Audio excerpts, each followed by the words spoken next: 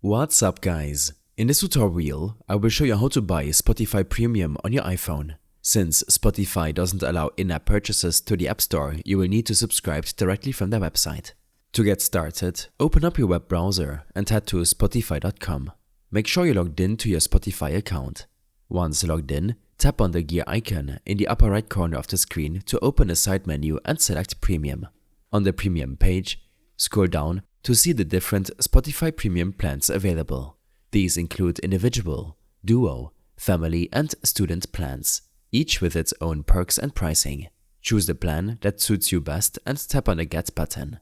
You will be taken to a payment page where you can review the details of your subscription. Select your preferred payment method, enter your card details, and once everything looks good, tap Complete Purchase. After completing the payment, your Spotify account will be upgraded to Premium, unlocking features like ad-free listening, unlimited skips, offline mode, and high-quality audio streaming. I hope this helped you out. Leave a comment if you have any questions, and see you in the next one.